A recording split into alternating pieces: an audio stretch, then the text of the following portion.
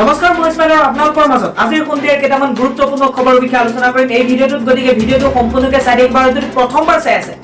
চেনেলটো সাবস্ক্ৰাইব কৰক লগতে বেল আইকনটো প্ৰেছ কৰিব যাতে এনে ধৰণৰ অল ডেইলি আপোনালোকে আপডেটবোৰ বা নিউজবোৰ আপোনালোকে পাব পাৰে তবলৈ ভিডিঅ'টো আৰম্ভ কৰোঁ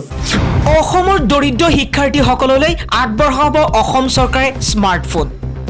অসমৰ দৰিদ্ৰ শিক্ষাৰ্থীসকলক স্মাৰ্টফোন প্ৰদান কৰাৰ নিৰ্দেশনা ৰাজ্যৰ মুখ্যমন্ত্ৰী সৰ্বানন্দ সোণোৱালৰ মঙলবাৰে জনতা ভৱনত ৰাজ্যৰ শিক্ষা বিভাগৰ লগত মুখ্যমন্ত্ৰীগৰাকীয়ে পুনৰ বিদ্যালয়সমূহ খোলাৰ প্ৰসংগত এক বৈঠকত মিলিত হয় কৰোনাৰ বাবে যোৱা 7 মাহে বন্ধ হৈ থকা স্কুল কলেজসমূহৰ পাঠদানৰ সন্দৰ্ভত গুৰুত্বপূৰ্ণ সিদ্ধান্ত গ্ৰহণ কৰে শেহতীয়াকৈ কৰোনাৰ বাবে ৰাজ্যৰ প্ৰায় সংখ্যক শিক্ষাৰ্থীয়ে অনলাইন যোগে পাঠদান কৰা পৰিলক্ষিত হৈছে সেইবাবে মুখ্যমন্ত্ৰীগৰাকীয়ে ৰাজ্যৰ দৰিদ্ৰ শিক্ষাৰ্থীসকলৰ বাবে এই ঘোষণা কৰিছে আৰু তেওঁলোকক স্মাৰ্টফোন প্ৰদান কৰা হ'ব ভোটাৰসকললৈ বিশেষ আহ্বান নীতিশ কুমাৰৰ আৰু দেখা পোৱা গৈছে বিহাৰৰ মুখ্যমন্ত্ৰী নীতিশ কুমাৰে এনেধৰণে টুইট কৰিছে আৰু টুইটাৰত তেনেকৈ উল্লেখ কৰিছে টুইটাৰত নীতিশ কুমাৰে কৈছে যে গণতন্ত্ৰত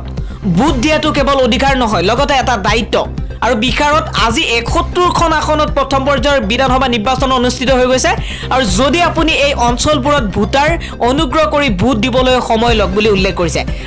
আপোনাৰ এটা ভোটে বিহাৰত বিকাশৰ গতি অব্যাহত ৰাখিব আৰু এক উন্নত প্ৰদেশ হিচাপে গঢ়ি তুলিব বুলি উল্লেখ কৰিছে বিহাৰৰ মুখ্যমন্ত্ৰী নীতিশ কুমাৰে মিয়া মিউজিয়াম এতিয়া এটা জনপ্ৰিয় মনোৰঞ্জনত পৰিণত হৈছে বুলি উল্লেখ কৰিছে জেৰিফা ৱাহিদে বুধবাৰে মংগলদৈ ইউথ ক্লাবত নতুনকৈ জন্ম লাভ কৰা আঞ্চলিক দল ৰাইজৰ দলৰ এক বৈঠক অনুষ্ঠিত হয় আৰু এই বৈঠকত উপস্থিত থাকে ৰাইজৰ দলৰ বহু কেইজন ৰাজ্যিক পৰ্যায়ৰ জ্যেষ্ঠ নেতা আৰু বিশেষকৈ উপস্থিত থাকে অৰূপ বৰবৰা আৰু লগতে জেৰিফা ৱাহিদ আৰু অলোক নন্দন দাস আৰু বিবেকানন্দ ইয়াত উল্লেখ কৰিছে চৌধুৰী জিতুল ডেকাই আৰু এই সভাখনত জিলাখনৰ ভিন্ন প্ৰান্তৰ যথেষ্ট সংখ্যক লোক উপস্থিত থাকে সাংবাদিকৰ আগত অৰূপ বৰবৰাই কয় যে আঞ্চলিকতাবাদী শক্তি একগোট বিজেপি চৰকাৰক উৎখাত কৰাটোৱেই ৰাইজৰ দলৰ এক অন্যতম লক্ষ্য আনহাতে অসমৰ জনপ্ৰিয় অভিনেত্ৰী জেৰিফা ৱাহিদে ৰাইজৰ দলৰ সৈতে জড়িত হৈ আছে বুলি মত প্ৰকাশ কৰি চেয়াৰমান আলীৰ মিয়া মিউজিয়াম প্ৰস্তাৱত কয় যে মিয়া মিউজিয়াম এতিয়া এটা জনপ্ৰিয় মনোৰঞ্জনত পৰিণত হৈছে সেয়েহে সকলোলৈকে অনুৰোধ জনাই যে মনোৰঞ্জনৰ কাম-কাজ সাংস্কৃতিক শিল্পীসকলক এৰি দিয়ক আৰু ৰাজনীতিবিদসকলে ৰাজনীতি কৰক বুলি উল্লেখ কৰিছে জেৰিফা ৱাহিদে দৰং জিলাৰ ৰেনেছা ক্লাবে গঢ়িলে বিশ্ব ৰেকৰ্ড বুধবাৰে তিনিওটা ৰেকৰ্ডৰ প্ৰমাণপত্ৰ সহিতে অসমীয়া ফুলাম গামোচা জাপি চেলেং আদিৰে তিনিচুকীয়াৰ প্ৰেছ ক্লাবত ৰেকৰ্ডৰ প্ৰতিনিধিসকলৰ পৰা বঁটা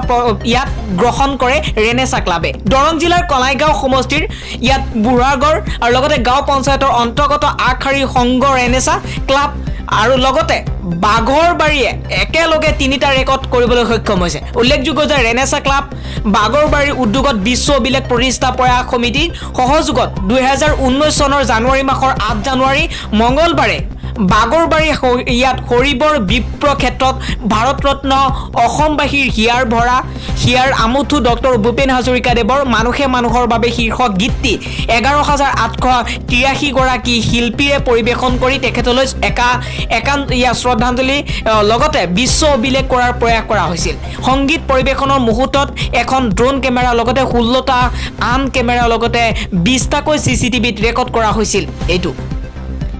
আনুষ্ঠানিক পৰিচালনা সমিতিয়ে তথ্য আৰু প্ৰমাণসমূহ অসম বুক অফ ৰেকৰ্ডছ আৰু লগতে নেশ্যনেল বুক অফ ৰেকৰ্ডছ আৰু ৱৰ্ল্ড ৰেকৰ্ডৰ কাৰ্যালয়লৈ প্ৰেৰণ কৰিছিল অৱশেষত তিনিওটা ৰেকৰ্ডছ দখল কৰিবলৈ সক্ষম হয় ৰেনেছা ক্লাব বাগৰবাৰীয়ে আৰু লগতে আচৰিত হ'বলগীয়া কথাটো হৈছে যে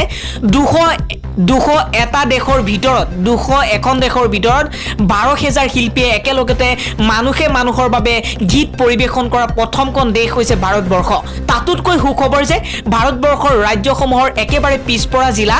ইয়াত দেওমৰণলৈ লগতে বাগৰবাৰীৰ পৰা বিশ্ব ৰেকৰ্ড গঢ়িবলৈ সক্ষম হৈছে ইয়াত আপোনালোকক দেখুৱাইছো ৱৰ্ল্ড ৰেকৰ্ড ইয়াত ৱৰ্ল্ড ৰেকৰ্ডত উল্লেখ কৰিছে the most people singing A song ইয়াত উল্লেখ কৰিছে প্ৰত্যেকটো কথা ইয়াত উল্লেখ কৰিছে আৰু লগতে আসাম ইণ্ডিয়া বুলি ইয়াত উল্লেখ কৰা আছে হয়তো ইয়াত স্পষ্টভাৱে দেখা পোৱা নাযায় যাৰ বাবে আপোনালোকক পঢ়ি মই শুনাব নোৱাৰিম কিন্তু আপোনালোকক ওপৰত যিখিনি পঢ়ালো সেইখিনি কথা ইয়াত স্পষ্টকৈ উল্লেখ কৰা আছে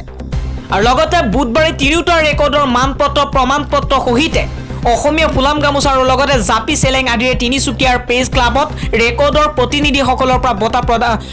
বঁটা গ্ৰহণ কৰে ৰেনেছাঁ ক্লাব বাগৰবাৰী আৰু বিশ্ব অভিলেখ প্ৰতিষ্ঠা প্ৰয়াত সমিতিৰ কৰ্মকৰ্তা নিৰঞ্জন শইকীয়া আৰু উপসভাপতি মৃদুল কলিতা আৰু মুখ্য সম্পাদক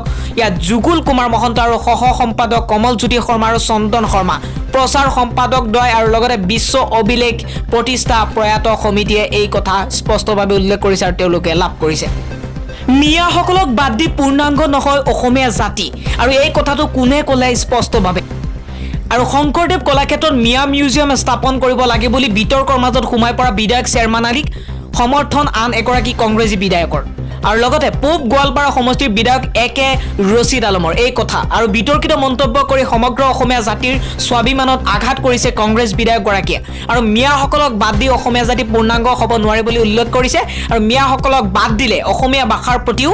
ভাবুকি আহিব গতিকে শংকৰদেৱ কলাক্ষেত্ৰত মিয়াসকলৰ লগতে আন জাতি জনগোষ্ঠীৰ ভাষা সংস্কৃতিৰ দাবী তুলিলে বিধায়কগৰাকীয়ে আৰু মিয়াসকলক বাদ দিলে অসমীয়া জাতিৰ অস্তিত্ব নাথাকিব বুলি স্পষ্টভাৱে কৈছে আৰু গতিকে মিয়াই নহয় অসমৰ আন জনগোষ্ঠী সমূহৰো মিউজিয়াম হ'ব লাগে বুলি মন্তব্য কৰে বিধায়ক ৰছিদ আলমে এক বিন্দু তেজ থকালৈকে যুঁজি যাম মিয়া সংগ্ৰহালয় হ'বলৈ নিদিওঁ বুলি উল্লেখ কৰিছে ৰামেশ্বৰ তেলীয়ে কংগ্ৰেছ বিধায়ক শ্বেৰমান আলীৰ শংকৰদেৱ কলাক্ষেত্ৰত মিয়া সংগ্ৰহালয় স্থাপনৰ প্ৰস্তাৱ সন্দৰ্ভত প্ৰতিক্ৰিয়া ব্যক্ত কৰিছে ডিব্ৰুগড় সাংসদ ৰামেশ্বৰ তেলীয়ে এক বিন্দু তেজ থকালৈকে যুঁজি যাম বুলি উল্লেখ কৰিছে মিয়া সংগ্ৰহালয় কিন্তু হ'ব নিদিওঁ এনেধৰণে বক্তব্য প্ৰদান কৰিছে সাংসদ তেলীয়ে অকল তেলীয়ে নহয় সমগ্ৰ অসমতে দেখা পোৱা গৈছে বিভিন্ন ধৰণৰ প্ৰতিক্ৰিয়া শ্বেৰমান আলীৰ বিৰুদ্ধে